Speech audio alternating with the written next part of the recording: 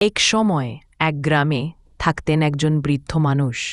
তার পরিবার ছিল না, কিন্তু ছিল একটি স্বপ্ন, গ্রামটাকে সবুজে ভরিয়ে তোলা।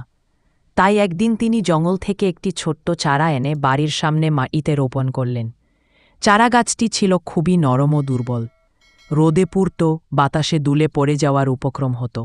বৃদ্ধ মানুষটি প্রতিদিন তাকে পানি দিতেন, পাতা ঝেড়ে দিতেন, আর নিজের কাপড় দিয়ে রোদ বৃষ্টি থেকে রক্ষা করতেন। গ্রামের লোকেরা হাসত, এ তো বুড়ো মানুষ আর এ তো ছোট্ট চারা, এটা বড় হতে হতে তুমি কোথায় থাকবে?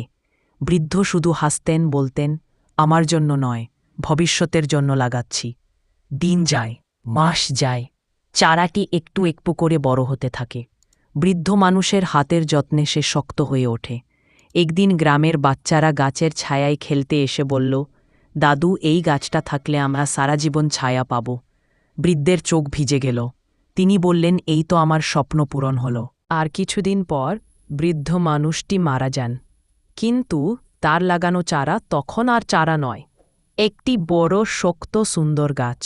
তার ছায়ায় বাচ্চারা খেলে, পথচারীরা বিশ্রাম নেয়, পাখিরা বাসা বাঁধে।